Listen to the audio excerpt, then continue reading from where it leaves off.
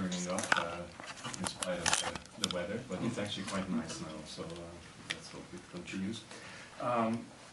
What I'd like to do is I'd like to share with you a couple of thoughts about basically the outcome of the Paris conference. First look at what were the outcomes, then do some sort of analysis, and then at the end I'd like to address one special topic, maybe two depending on how the time goes, but at least one, which will be the role of the Secretary General in this, the UN Secretary General. In that context, and Jean-Marc already mentioned, but my job has been, especially in this last year, is to, literally as my title says, assist the Secretary General in everything that he's doing on climate change and help him and help the UN system to come to an agreement in Paris. So it's in that context that I will share with you my reflections.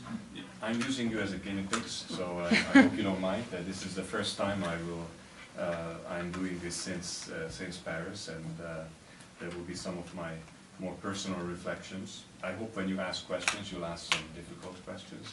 I will start with the standard stuff, but I hope we can get into some of the detail afterwards.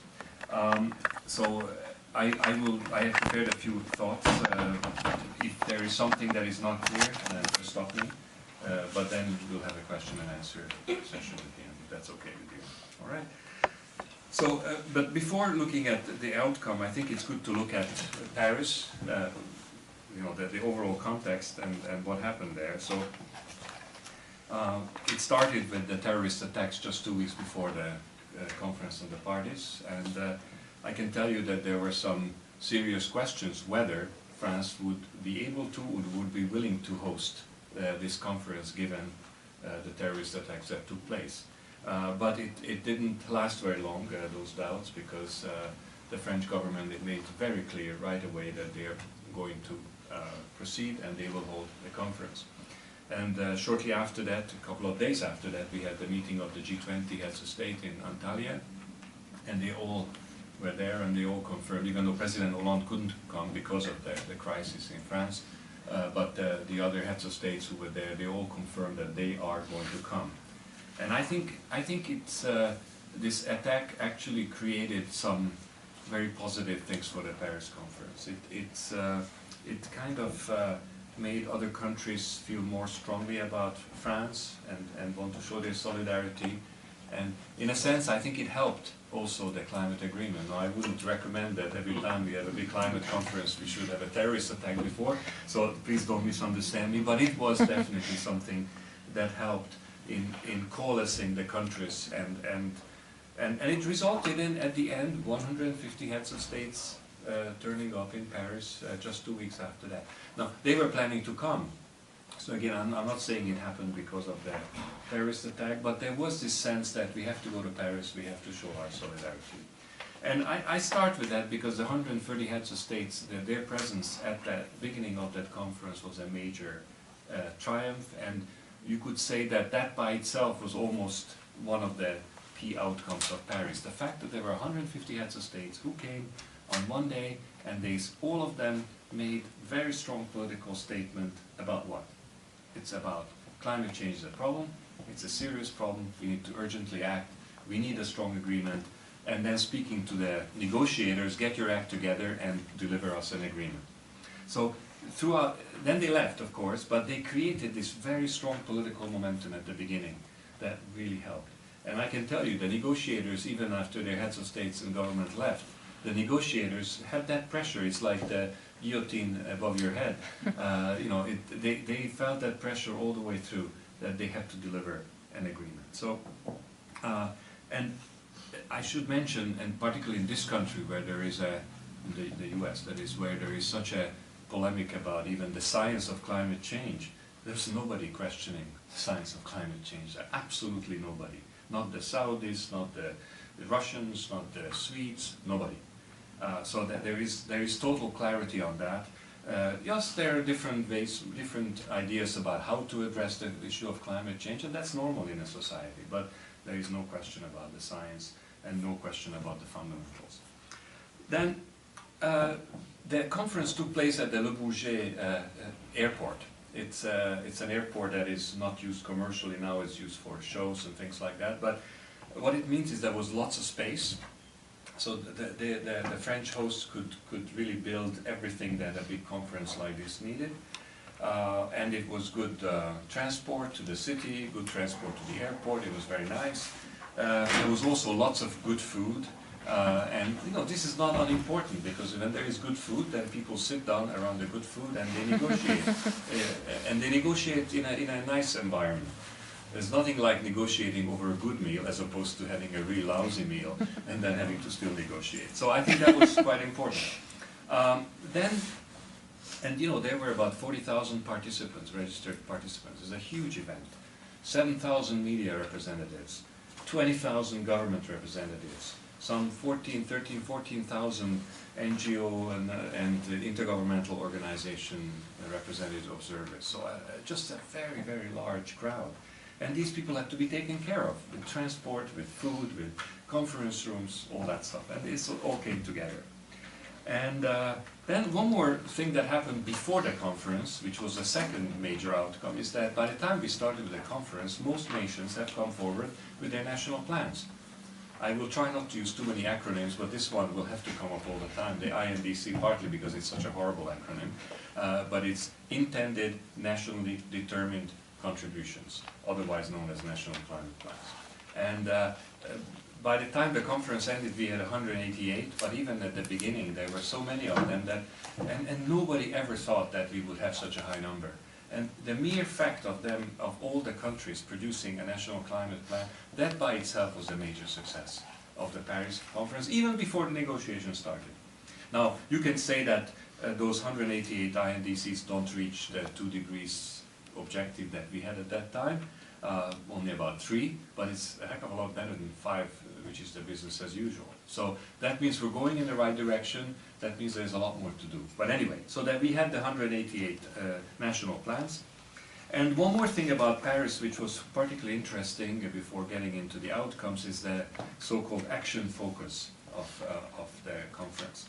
And the idea was that there was focus throughout the conference on things that are already happening, on the ground, on adaptation, mitigation, finance, whatever it may be, but we tried to collect the best examples of partnerships between civil society, private sector, governments, in the cities, in agriculture, in energy efficiency, and you name it. And there was an action day on the 5th of December where all of this came together at a very high-level event where President Hollande and the Secretary General of the UN spoke. But it was also, throughout the entire conference, there were days dedicated to energy, to forest, and so on and so forth. So this is really, and I'll come back to this a bit later, but this was actually a signature of COP21 to have such a high level of time and energy devoted to action. And then the last sort of preparatory thing that I'd like to say is a lot of people recalled the Copenhagen 5 years before. And a lot of people said, what makes sure that we will not end up in the same situation? And many of you may be aware of this. Copenhagen was, let's just say, a little bit messy ending. And it was quite complicated. Some people called it a failure. I don't think it was a failure, but it was still a very challenging conference. And I think everybody was much better prepared compared to Copenhagen. We learned a lot from the mistakes that were made. And, you know, the mistakes were made by all parts of the different actors that are involved. But also, there are 2 other major differences. One was the very, very strong and positive involvement of the private sector that we didn't see before. And the country ownership.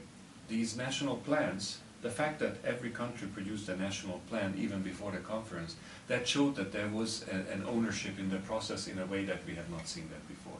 So when you add all those things together, we were pretty clear even before the conference, before Paris started, that we would not end up in the situation that we ended up in Paris. Now, let's come to the Paris Agreement. So the Paris Agreement is really, it's about, who read the Paris Agreement here? Anybody who's done? Okay, so I did read it now, because you know, when you're in the middle of the negotiations, when you're not formally negotiating, you don't end up reading all this stuff. So I did read it before I prepared these notes from A to Z. It's difficult reading. So, but anyway, there because are. It's long. Because It's not that long, but it's some of complex. it is complicated language. Mm-hmm. It's what some people refer to as UNFCCEs. Mm-hmm. That is the terminus technicus of the climate negotiation process. And it's words have meanings that those people who have been involved in the process for a long time, they understand it better than maybe John Doe out there on the street. But anyway, the point I want to make is that it actually consists of two parts, the agreement. There is the formal agreement, the treaty, the Paris Agreement, which is the annex to a decision. And the decision is the sort of the cover to the agreement. And that decision contains quite a lot of issues that countries need to do. And the reason why it's not in the agreement is because the agreement will come into effect in 2020, by 2020. That's the idea of this. But some actions need to take place before 2020. So they put all those actions that are pre-2020 action, they put that into the decision, which is not legally binding, but it is still binding. It's still part of a decision by the conference of the parties. But the actual agreement will start to be effective in 2020, and that's what's in the annex. So there are these two parts, but for all practical purposes, unless you are, I don't know, I think there are some lawyers here, no? Or to be lawyers, right? But unless you're in the legal business, it doesn't really make much of a difference, honestly, whether it's in the decision or whether it's in the formal document. So anyway, that's the agreement that is about to, that was agreed to in Paris. And just an important note that it will be open for signature in New York on the 22nd of April, on Earth Day, because the Secretary General is the depository of this agreement, so it will be open for signature, and then ratifications can follow after that. And we will organize a very big event on the 22nd of April in New York at the United Nations, to not just to allow the signatures to happen at the high level, it will be head of state level, the signatures, but also to demonstrate that action is moving forward, there is momentum, and we will try to do that. I can say more about that if you're interested, but I'd like to move on. So now, what were the key outcomes of this agreement? And there are about 7 or 8 points that I'd like to raise. There are many more, and it takes quite a lot to understand all the details, but I think we can focus on a few important ones. The first one is there is much better understanding now of the long-term goal that the countries want to move toward. Before, the goal was let's try to keep to 2 degrees or below. Now it's been formulated much more accurately that it should be well below 2 degrees, and if possible also consider 1.5. So it really is ratcheting down the temperature increase that we can consider as allowed, and therefore it puts the whole objective of the convention in a much tighter framework. And most interestingly, it went way beyond that, way beyond the temperature goal, and it also has a section where basically it says that global emissions have to peak soon. Doesn't say when, but it says soon, and radical reductions thereafter, so that we reach a balance between emissions and sinks of greenhouse gases by mid-century. Now that's pretty important, because that basically formulates a long-term goal of 0 net emissions by 2050. And that is a major advance forward. That means that we have a clear direction in which we're going. And I'll come back to this, because this is so important to produce a signal to the market. But anyway, so long-term goal, very clear advance over the previous situation. The link to this, and that's the second item, is the whole reporting, monitoring, transparency framework. Because if we don't know what's going on, if we don't know what country, the countries are producing their national plans. These are bottom up. Nobody's telling them how much to do. But if we don't know how much they're actually proposing to do, then we don't know where we are. So we need a good, solid monitoring system and a transparency system, and that was also adopted, even though some of the rules of how it's going to be done will still need to be worked out in the future, but the basic principles have been adopted. And what's also significant is that the national plans will be reviewed every 5 years, starting officially first in 2023, but actually there will already be a review in 2018 before the agreement comes into effect. So even before the formality of the agreement, there will be such a review. They call it global stock taking in official terminology. The third element that is as important is the mitigation. I mean, after all, this is all about reducing emissions, isn't it? If it's not reducing the emissions, then it's no good. And I've already mentioned the 188 initial national climate plans which were submitted, and that itself is quite important. We know we're not there yet. We're not yet below the 2 degrees with those. If all of those are implemented, it will be somewhere about 3 degrees, 2.7 to 3 degrees below, above historical average. So that's still not good enough. But one element of the mitigation plan that was adopted is that every 5 years countries will submit a new plan, and the new plan cannot be less ambitious than the previous one. So it has to be on a improving the ambition direction, and that's quite important. So that, together with the reporting system, we have a plan now.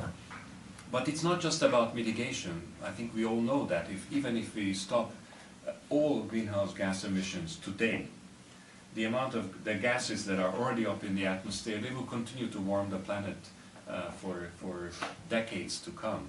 And so we need to adapt to climate change, even if we could stop tomorrow, and we're not stopping tomorrow. So we need to consider adaptation. There is also a strong goal on adaptation in this new agreement. It's not easy to give a numeric goal for adaptation, like for mitigation. Mitigation is fairly simple. You need to reduce it by a certain percent or reach a certain temperature. But for adaptation, it's more a quantitative goal. It's about enhancing the adaptive capacity of countries. It's about strengthening resilience, developing resilient economies, and reducing the vulnerability of countries. And their countries are going to come forward with country-driven strategies on how they can do that. Somewhat related to this, but there is already damage caused to developing countries by climate that is already changing. I don't know if you know that, but we have already reached 1 degree warming over the historical amount, and that's the global average. In some places that means 2-3 degrees because the globe is not equal. So and in some places you already see the effects of sea level rise, of land subsidence, of changed agriculture, and so there is damage, and damage that needs to be compensated somehow. Now, compensation was a word that was very difficult to digest for some countries in the negotiation. So what they came up with is a mechanism to consider loss and damage. It's called the loss and damage mechanism, and the idea there is to recognize that it's important to help countries to reduce their vulnerability and to find some means to help the countries that are already affected by climate change without making it into a legal requirement that, because what the developed countries did not want is to be taken to court basically for damages caused by their emissions. So this is what we have. It's something that is not fantastic, but I still think it's useful. Also very important provisions in the agreement relate to support, to capacity building, support of countries, so that they are prepared, they're able to actually do these national plans and then implement them. This is not obvious, and some of these national plans do quite a bit of doing, quite a bit of organization at the national level. Did you want to have some question there? Please. So I'm aware of the contributions to, like, let's say, third world nations that are being affected. They don't have the ability to adapt and mitigate, right? The contributions from the first world countries, the target was like 100 billion a year. I've heard that the actual contributions are well below that. How do you think the UN can address? Well, this is one specific issue. I'll come to this a bit later. I don't want to forget it, but it doesn't fit into this part, but we'll come to that. Mm-hmm. It's an important question. So anyway, there are agreements for providing support to developed countries, including finances, and we'll come to the fact of whether or not we have met the 100 billion, but it was agreed that at least for now the 100 billion should be the floor. In other words, it shouldn't go below that, it can go above. And then in 2025, the countries will come together and then discuss what should be the future quantitative amount of assistance, financial assistance to developing countries. And then generally there is also quite a lot of discussion, quite a lot of decisions in relation to pre-2020 action. So action to be taken by countries before the actual coming into force or coming into effect of this agreement. And that means you know, the Kyoto Protocol is still valid for those countries that have ratified it, and there is an amendment to the Kyoto Protocol which needs to be ratified also. There is also the idea of mobilization actions and scaling up actions in all countries. And also this is where the financing issue also comes, that before 2020 it's still the developed countries need to produce that 100 billion that they had promised. Now there is a debate of how much of that 100 billion has been forthcoming, and some countries feel that it's a lot closer to 100 billion, some feel it's a lot less. There was an attempt by the OECD last year to make an assessment, and they assessed it at $62 billion as of last year, or as of 2014. There is a political debate about that, so without getting into that, I think it's fair to say that there is money flowing, but we have not yet reached the 100 billion that we will need to reach by 2020, and then thereafter remain at that level or higher. Okay, so then the last major outcome of COP in Paris relates to the action agenda, and I already mentioned the action agenda before, but I'd like to spend just another minute or two on this, because this was actually very important. This is something that was started by the UN Secretary General in 2014 at his Climate Change Summit. We tried to identify what are the most interesting, most useful actions that are there on the ground that demonstrate that it is really happening already. To show the negotiators in particular that what they're negotiating is already happening, and they can go ahead and agree to something more strict, more ambitious, because things are already happening and it's possible. And the idea was this virtuous circle, that the more action we can demonstrate, the more influence we'll have on the negotiators to negotiate a good agreement, and the better agreement there is, the more action it will generate, and then you get into this virtuous circle. And we saw this happening in Paris for the first time, really. It was there, it was happening, and we could literally see that with all these actions brought forward by the cities, by some national authorities, by different NGO and private sector partnerships, everybody was talking about all these actions, and at the end we came with an agreement. Now you cannot make the direct connection, of course, but indirectly I think it's pretty fair to say that there was such an impact.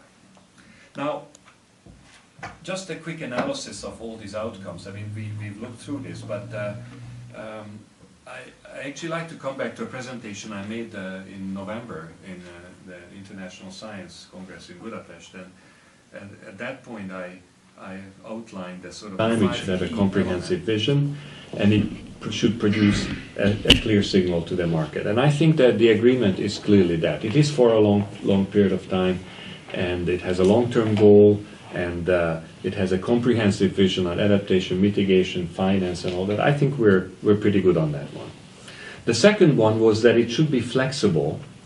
Flexible in the sense that it should recognize that developed countries continue to have to lead, but at the same time recognize that the developing countries have an increasing responsibility to also act as they grow, as their economies grow, and their emissions grow. And that's exactly what happened, because even though the agreement is for all countries, there is flexibility mechanisms built in for the developing countries to do certain things later, or to do a simpler reporting system and things like that. But it's still one system for everybody. So the flexibility is there. The third was that it should be based on solidarity, because there are many of the countries who are affected by climate change. They're not the ones who caused it, they don't have the capacity, and that's where the support mechanisms that were built into this agreement are there.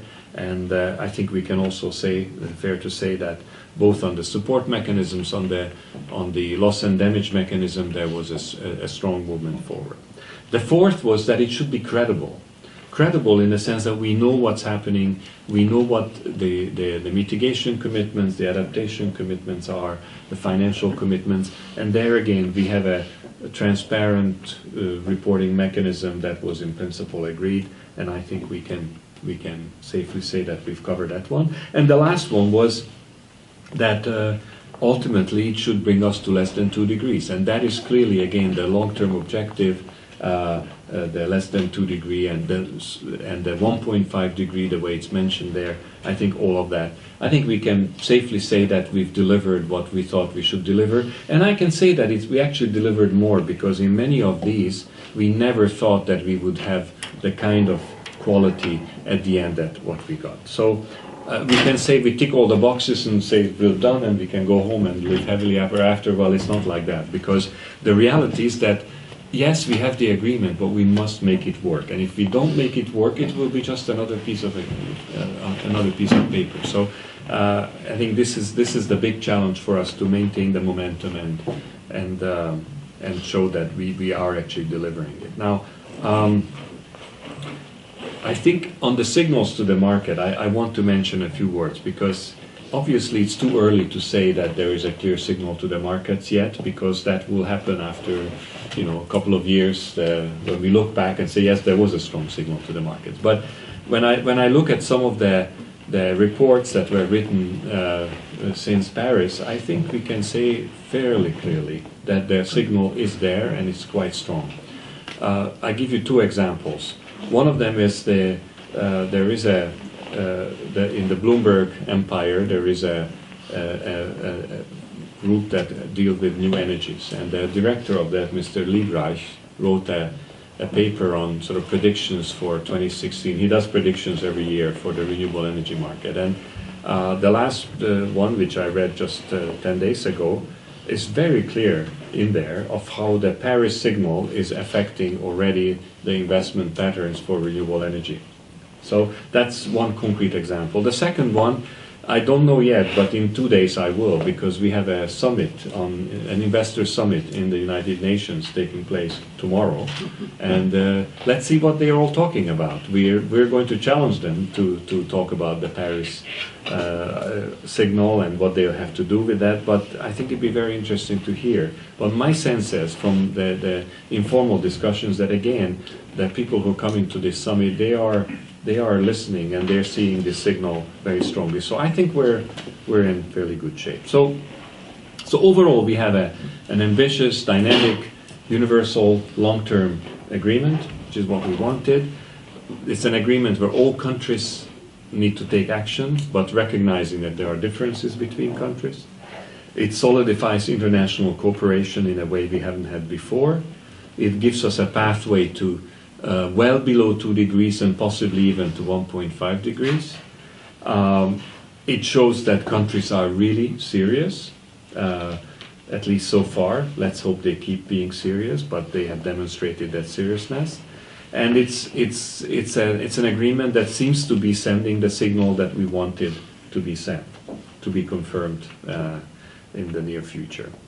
So I think overall we can be pretty happy about this. And okay, the time is fine. I think I'd just like to run through a couple of points in relation to the Secretary General's role, because I think this is something that is quite interesting and it's worth looking at. And this is really my job, our job with Marianne, who is sitting there, my colleague, to support the Secretary General. And the first point to say is that the Secretary General has no mandate to deal with climate change. Yet, without him, we would never have had this agreement. So that's sort of like the overarching statement, and I'd like to show you why. First of all, this Secretary General has worked on climate change steadfast over the last 9 years, systematically making this into his top priority. And it was something he decided early on, and then he went on, and many people told him, don't do it, this is risky, Secretary General, don't go that way. But he decided he wants to do it, he proceeded, he got some people around him, he got the team, the climate team that we've been part of, and he's been pushing this and doing things throughout these 9 years that individually they have saved certain meetings from collapsing. Some of you may know the anecdote when the beginning of this negotiation process was actually in Bali in 2007. There was a meeting of the Conference of the Parties that was literally falling apart. Secretary General spoke there, and then, you know, he was meant to speak there. He was fairly new at that time. It was his first year. And he spoke, and then he left. And the meeting was falling apart, and it was decided with him and, of course, his advisors that maybe if he could come back and speak again. And he came back. He turned his plane around, came back to Bali, and spoke. I was there. At that time, I was not working for him, but I was there. And it was fantastic. It was exactly what was needed. He came back and made a passionate speech. You should put your differences aside and agree. And they agreed. So that was the first sort of major intervention, many to follow during the 9 years. But before Ban Ki-moon, there was no, Secretary General had no role, there was no engagement of the Secretary General. Since that time, I cannot imagine a future Secretary General, whoever she or he may be, to not deal with climate change, with or without a mandate, because it's expected now by everybody.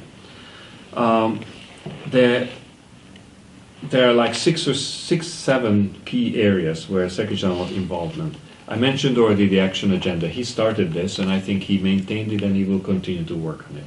I won't go back into the detail of that. But the second one is engagement with heads of states and government. And this is really key, because the heads of states and government, as I tried to mention at the beginning, their presence in Paris was extremely important.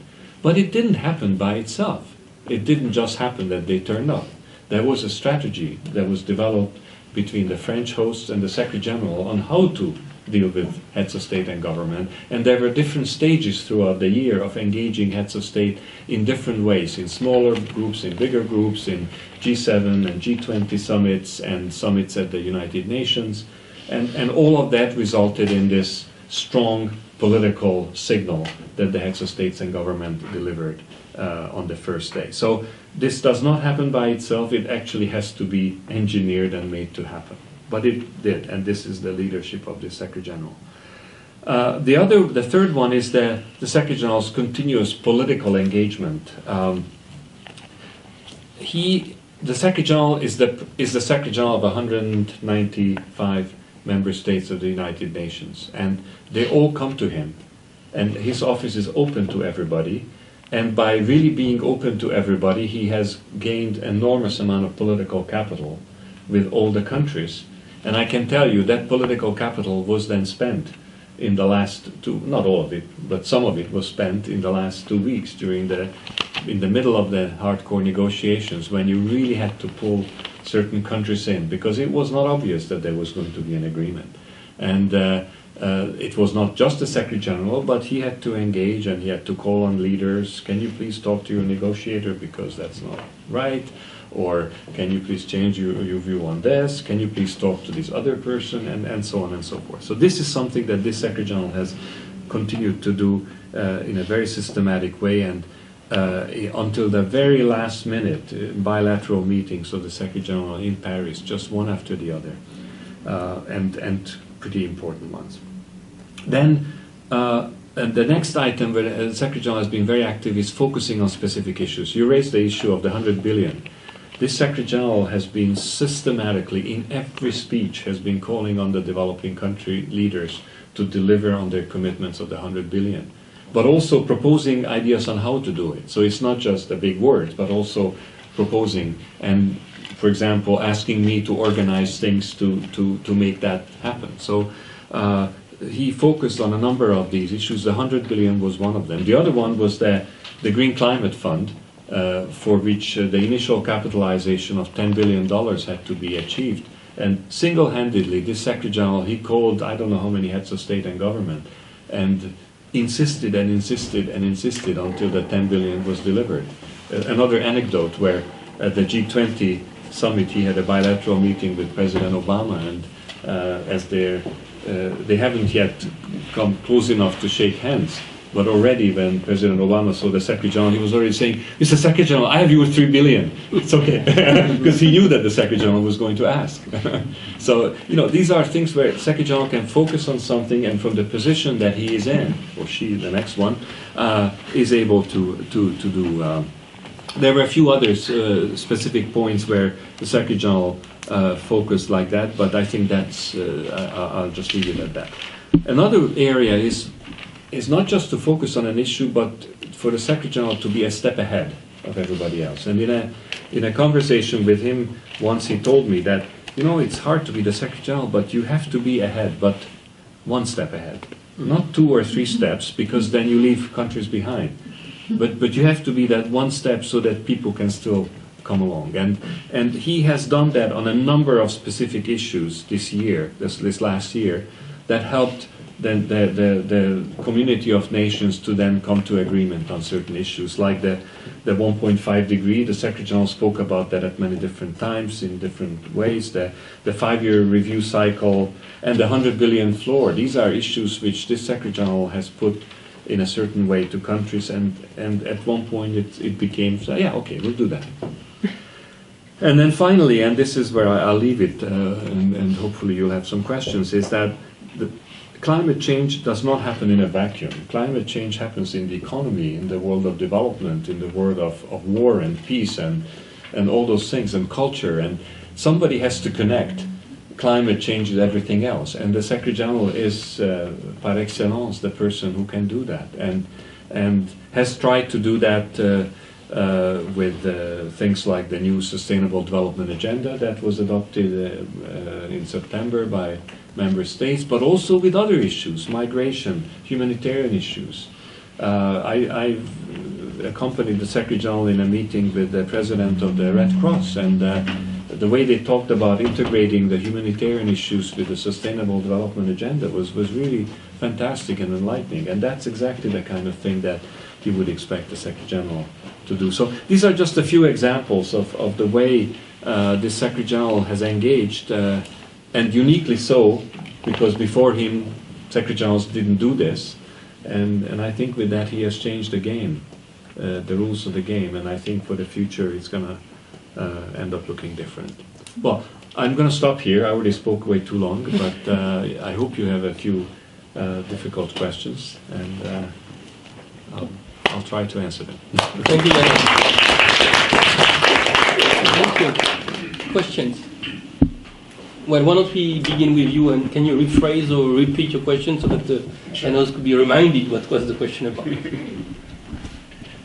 So I believe that one of the key sticking points for America to even sign on to the agreement was that it didn't want legally binding language in there where we had to commit a certain X amount of dollars a year, because that would have to require Congress to approve it, and that would be really sticky in this current political climate. And so because of that, sorry, I lost my train of thought. Because it was hard for us to be able to commit any certain amount of dollars, there's a fund that the developing nations required for mitigation and adaptation that they would ask the developing nations to be able to contribute every year, every few years. And in terms of rising sea levels, more extreme weather, famine, and etc., problems caused by climate change, they thought it would cost at least $100 billion a year to mitigate that. And I was wondering if you could speak more to how we can encourage the developed nations of the world and developing nations of the world to be able to support developing nations. Wow, there are at least four questions here, maybe even more. But first, the legally binding nature. So, from the U.S. point of view, they were not against the legally binding agreement, as long as that agreement could be considered, from a lawyer's legal point of view, to be under the original UNFCCC convention. Mm-hmm. The argument being that that convention was already ratified by the Senate, and so if it is a subset of that agreement, then it doesn't need additional ratification, and then purely executive order you can accede to the agreement, and that's exactly what has happened. Now, what that meant is that the core of the Paris Agreement, which is about transparency, reporting, the basic rules of the game, that can be legally binding. It is legally binding because it is linked to the original convention, and it's different in specific but not in overall terms. But any specific commitment for money or emissions had to be outside the legally binding agreement, and that is why the agreement about how much money will be provided and the agreement about the national climate plans, they're outside the formal agreement. So that's how it happened. It's a bit weaker that way, true, and many countries wanted that inside the agreement. Most countries wanted it inside the agreement, but it was felt that it was the price to pay for maintaining the U.S. within the agreement. Now, the 100 billion has nothing to do with the needs. Absolutely nothing. It's a purely political figure. It was back in 2008, I guess, when the original idea came up that it should be 100 billion. But it was Copenhagen that it was first formulated in a formal way. But it is a purely political figure. The needs are totally different and much, much larger. But it is still a very important figure because there is only so much public money in any case, and it's important to have that and to make sure that we make the connection between that small amount of public money to leverage the real much bigger private funds that we will need, which are literally in the trillions, to solve these issues. So the real challenge is how to get to those trillions using the small amount of public funds that we have available. And the last point about supporting developing countries, well, yes, of course, many developing countries require financial support, technical support, but many don't. China doesn't need that. I think what this country can do best really is to get its act together internally. Reduce the emissions here, make sure you deliver the commitments. That is the most important way to help the countries in the whole. Of course, the poorer developing countries, they will continue to need that financial support, like the 100 billion and so on. Okay?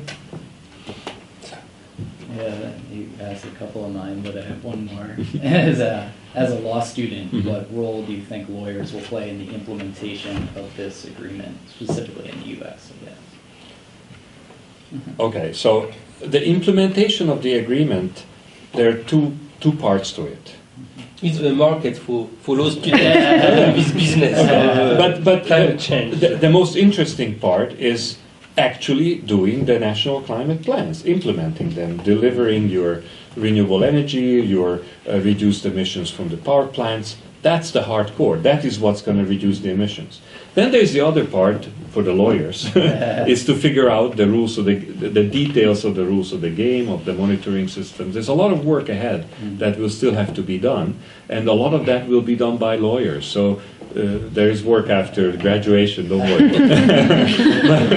but there is also the other side of it, that in this country, since you asked specifically about this country, the Republicans are already sharpening their knives and already going to court, taking this agreement to make sure that it never happens. Do you think that there is a chance that it will be the case? I don't think so, but you never know. It's. If it is the case, then what are the consequences of this? Well, if it is the case, the consequences are that the United States cannot be formally part of this agreement. That's Can the agreement work without the U.S.? It can, but we've seen in the Kyoto Protocol that it was a very good agreement at that time. It was what was needed at that time, but not having the U.S. in there killed it from before it really got going. It still was successful, so it was possible to do it without the U.S., but it just wasn't the same. So I think the U.S. is such it is the largest. China is the largest emitter in absolute terms. But in per capita, U.S. is way, way above. And not only U.S. is the largest emitter, but it's also the country which can develop the technologies and the approaches to fix the problem. So if you have the US outside of an agreement like this, it's not good. That's why countries really, there was a big giving in to the US of leaving out certain parts of the legally binding part of the agreement, but they felt it was important, because otherwise the US would be out. So I think that's... And is the plan to keep the US on board beyond the elections and as a way to... Well, the US, this president is going to ratify through executive order way before the election. So, and that would settle the matter? Well, it would settle the matter unless in the courts those who oppose it could reverse such an executive decision. I don't know how that works in this country, maybe you know it better, but if it's possible to do that, then it will not settle the matter. But as far as this government is concerned, they will accede to this convention in a very structured way before the election time. Great. No, that's it. Okay. So you mentioned briefly that the private sector was involved somehow during the negotiations. Would you be able to go a little bit more in depth in what role they played, and is there an indication that there's a shift in attitude of the representatives of the private sector in sort of being more willing to take on the agreements that are made on a political level to implement them in the actual industries? Sure. Yeah, that's a very good question, and I was not talking about Exxon. Okay, but look, there was a summit of business in Paris in May, and there were a few thousand representatives of all kinds of companies, small and large, and they all came together there because they felt climate change was important, that something had to be done about it. And it was phenomenal. It was just really amazing, and not just there to listen and to speak, but there were very substantial commitments that were made by some companies there about what they plan to do or what they have already done to move toward a low-carbon future. I was asked to speak at the end of that conference, and in my closing statement I talked about tectonic shifts in the private sector, and I really meant it. It was really, you could see tectonic shifts in the private sector. But now, the reality, and I'm simplifying, and I want to come back to this in a moment, but really there is a new economy that recognizes that you can make money, you can develop new ideas, new technologies, you can, it's what this system is good at, you know, that you can operate like that, and they want to be part of this. You know, when you look at in New York City or here, you know, the general state of buildings in terms of energy efficiency, if I were an entrepreneur, I'd say, oh, wow, there's opportunities here, you know, real serious opportunities. And I think companies are recognizing that. Now, coming back to the oil, gas, and coal companies, so this is where it gets really interesting, because direction is very clear where we have to go, zero net emissions by 2050.